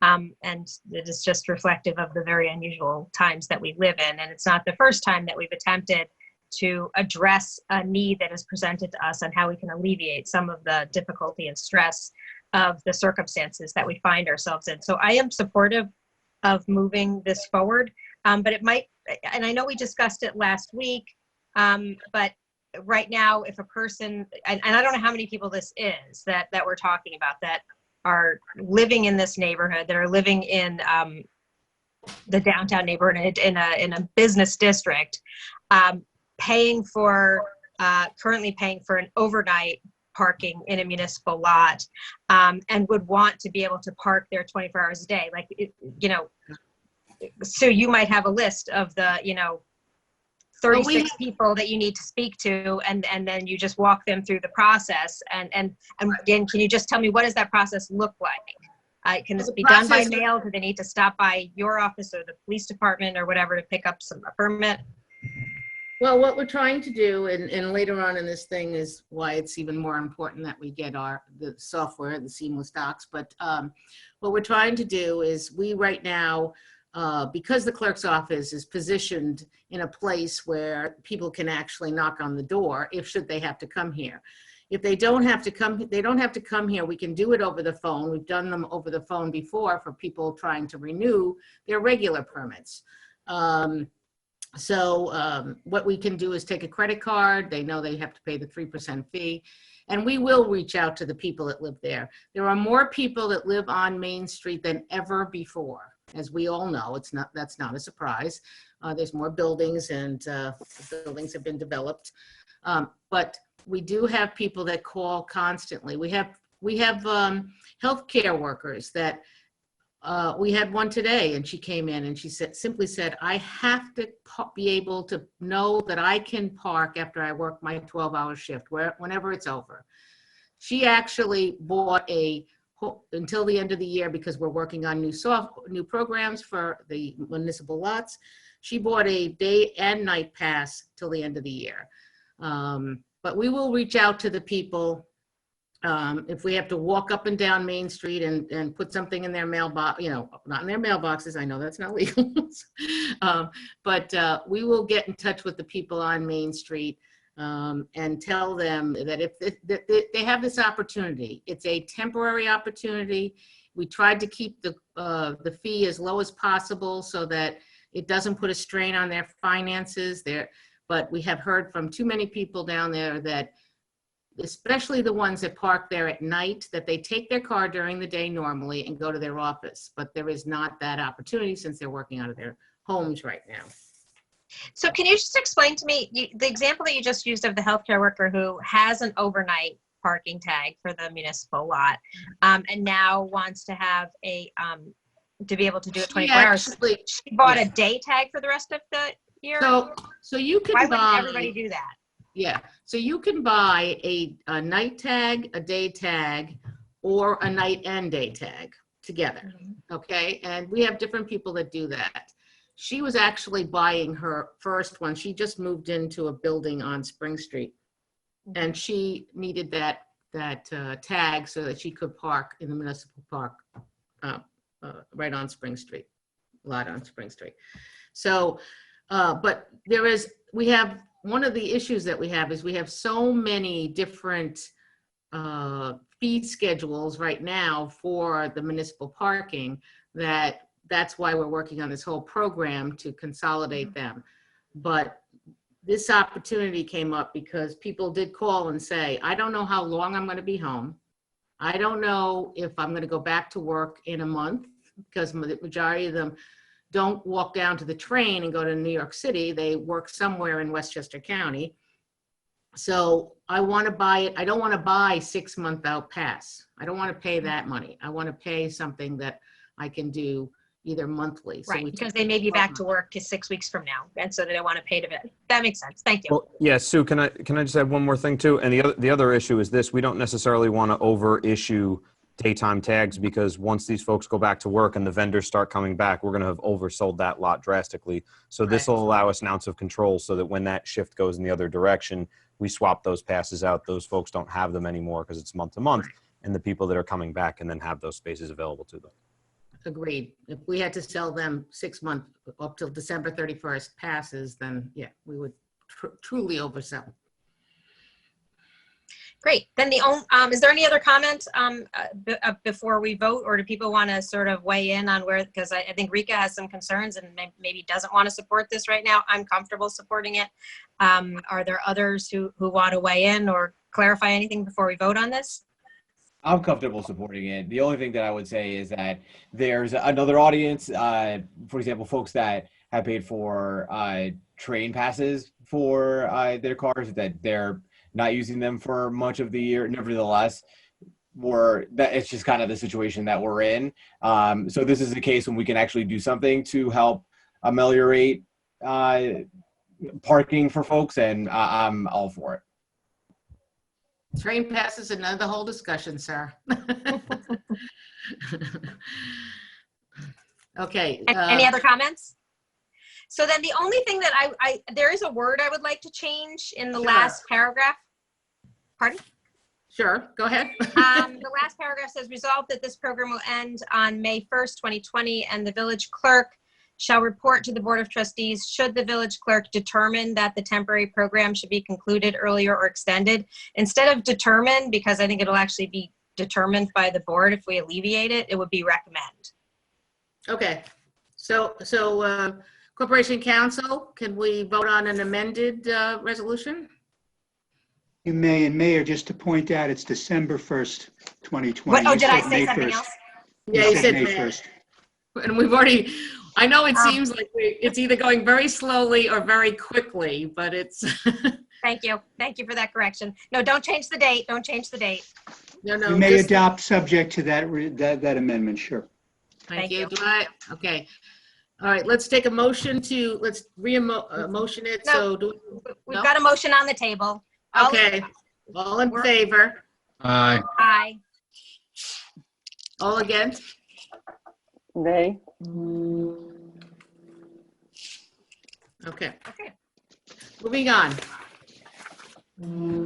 Authorization for the village manager to sign an intermunicipal license agreement with the County of Westchester for emergency services to provide emergency communication equipment to the Ossining Fire Department. Whereas the Westchester County has commenced the construction of a multi-million-dollar radio replacement project in an effort to enhance the emergency services communication system used by the fire, EMS, public safety answering points, and hospitals in the county. And whereas one component of the system upgrade will be a replacement of outdated trunked radio equipment the county provide for at least in the past for the first line emergency response apparatus. And whereas in an effort to move forward with the project, the county needs to enter into an intermunicipal license agreement with municipalities to provide and install new subscriber radios and equipment to the facilities and identified apparatus. And whereas the new radio equipment, including installation, will be provided by the county at no cost to the village, and therefore be it resolved that upon review of Corporation Counsel, the village manager is authorized to sign the intermunicipal license agreement with Westchester County Department of Emergency Services, whereby the county will provide and install at no cost to the village the emergency communication equipment identified in Schedule A of this agreement. Schedule A could be viewed on the webpage, or we will post it on the door of the 16 Croton Avenue. Do I have a motion? So moved. Second. So I second. Any comments on the board? Did anybody appreciate the irony of the fire horn going off during the reading? Yes, of that yes, resolution? yes. And it's at the train Unfortunately, station. that sound will not be disappearing regardless of how much information we put into the vehicles. We will apparently never lose that delightful horn. The ooga sound. Is that what And it's never called? go- An and never ooga? be in- And never be in the attic when it goes off. Never. Oh, right, of our building? Yeah, 16 Croton, I'll bet. Okay. Bob, you want to give us any insights on this? It's pretty straightforward. It's just basically an upgrade of the radio system that the county's providing. And we're looking forward to seeing the new radios. Thank you. Madam Great. Clerk? All those in favor? Aye. Aye. Against? Authorization for the village manager to decide to sign an agreement with the Animal Rights Alliance, Inc. to provide temporary spade and neuter services as part of the village's trap and neuter and return TNP policy for fennel cats. Whereas the Village of Ossining currently has an agreement with the SPCA for Westchester, Inc. to provide spay and neuter services for cats as part of the village's trap, neuter, and return policy. And whereas as a result of the SPCA's planned renovation of its Briarcliff Manor, Town of Ossining, let's put that in there, facility, and the planned temporary relocation of the to a location in Cortland Manor, the SPCA is currently unable to perform spade and neuter services for the village's TNR program. And whereas the spade and neuter services for champion animals have been determined by the New York State Department of Agriculture and Markets to be an essential business pursuant with the executive orders and guidance of New York State, and whereas the village, with the assistance of the Cat Protection Council of Westchester, has been to find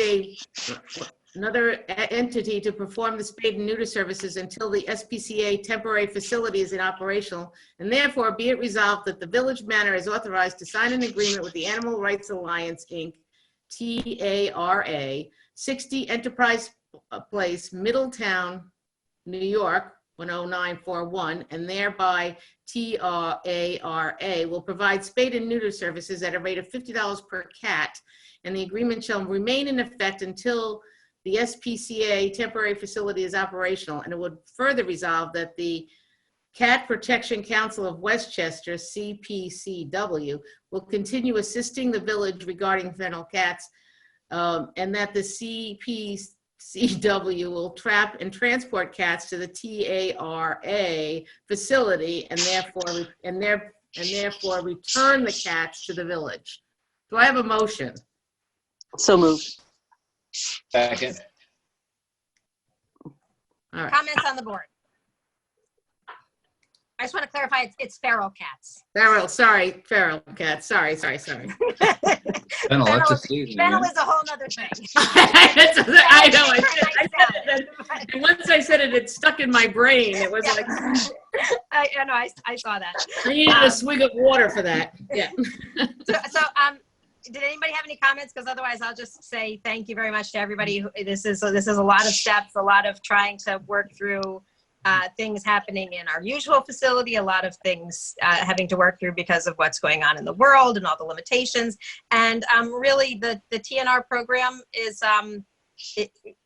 something that we've invested a lot of resources into, figuring out and trying to do it really well.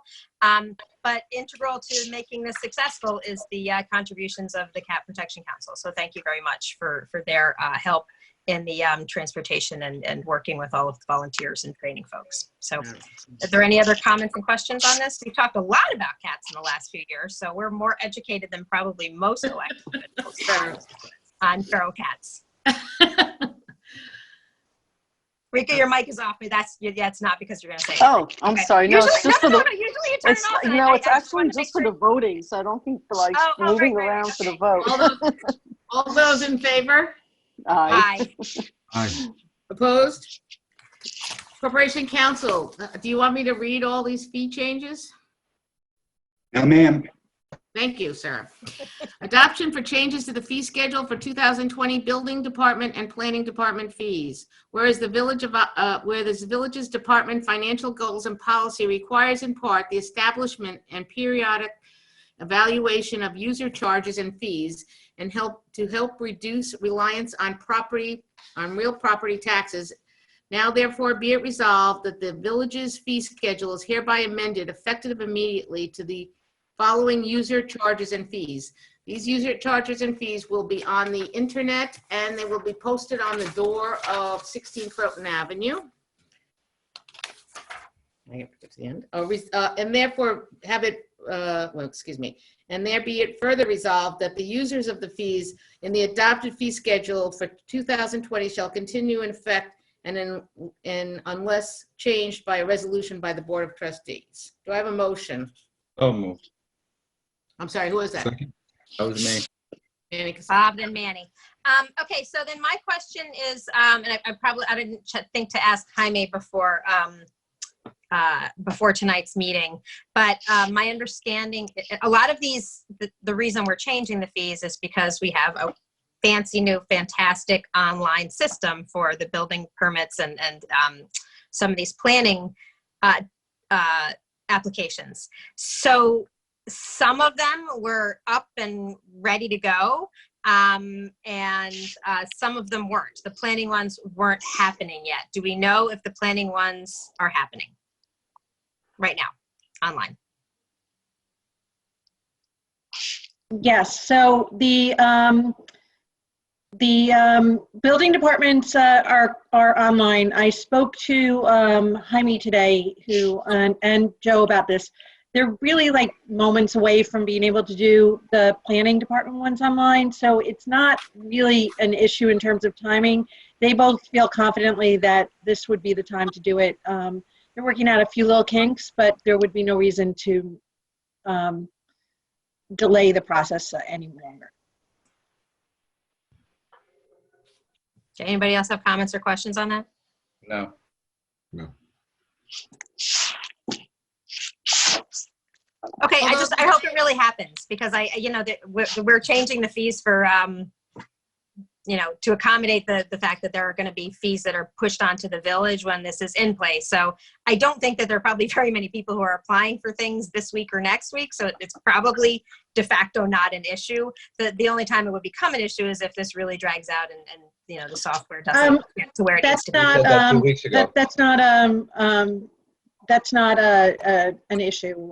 They're really working things out. If something should change for any reason, we can evaluate, but it does not seem very likely. They're literally doing this as we, so I don't think it should go on more than a few days. They're again working out the kinks, so it's not. Okay. That would be nice, but this discussion was 2 weeks ago that we were 2 weeks away, and now we're still looking at it. But I'm in favor of it. But I think they've made a lot of progress over the weeks. I think maybe there was a bit of process that was more involved, and we did. We were working out some things with Mike, but it's not. Again, they are making progress on where they were from 2 weeks ago as well. So. Okay. All right. Good. More comments and questions, or can we vote? All right, Madam Clerk. All those in favor? Aye. Aye. Aye. Opposed? Seeing no one? Okay.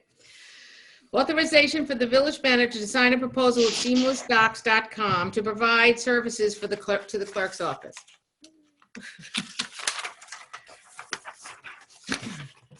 Resolved that upon review of Corporation Counsel, the village manager is authorized to sign the May 8th, 2020 proposal for seamlessdocs.com, 30 Van Dam Street, New York, 10013 for seamlessdocs.com to provide software and services for the clerk's office for a 3-year subscription commencing on or about June 1st, 2020 for $11,500 for year 1, $10,000 for year 2, and $10,000 for year 3, with the cost being shared equally between the Village of Ossining and the Town of Ossining. Do I have a motion? so moved. Do I have a second? Second. Comments on the board? I think Sue is very excited about this. Well, we're all excited. This is great stuff. This is yeah, if I might have a second, this is something that we all wanted, and this experience that we're going through showed us how important it really is. So thank you all very much. I think we did have a second. Did you get your second in, Sue? I think I Rita did. got I a got, second. All right. yeah, I did. All in favor? Oh, Aye. sorry. Oh, sorry. Does And somebody else? I think we're good. No, I mean, it's just a continuation of the theme of let's get as much online and as easily accessible for people so they don't have to come into offices. That's always been a goal. And Right. golly gee, don't we wish it was already in place before this started. This just makes it so much more clear on why it's important for so many reasons. So we're happy to move this forward for the clerk's office as well as planning and building. It's such a big night for technology and accessibility. Madam Clerk. All in favor? Aye. Opposed? Okay. Visitor recognition. Is there anyone, visitors shall be accorded a 1 3-minute opportunity to address the board. Is there anyone here? I'm not a. I'm watching. There's one other person that could be raising her hand, but she is not raising her hand that I can see. So we're good. Jamie doesn't see anything either. Okay, so I don't think any visitors would like to be recognized tonight. Okay. Do I have a motion to adjourn into executive session for the matters related to personnel? And for real property, please. I'm sorry, and for real property. Thank you, So Stuart. moved. Oh, sorry. So moved. Okay. All those in favor? Aye. Aye. All Who right. was my second? Just tell me who my I second. didn't hear a Manny. second. Oh, Manny I was the did. second. I did. No, Manny. Thank Yes. you very much. Thank you, board. Thank you. Very interesting evening. Thanks all. Good night. We are going to adjourn now to executive session. We will see you folks virtually next week. Take care.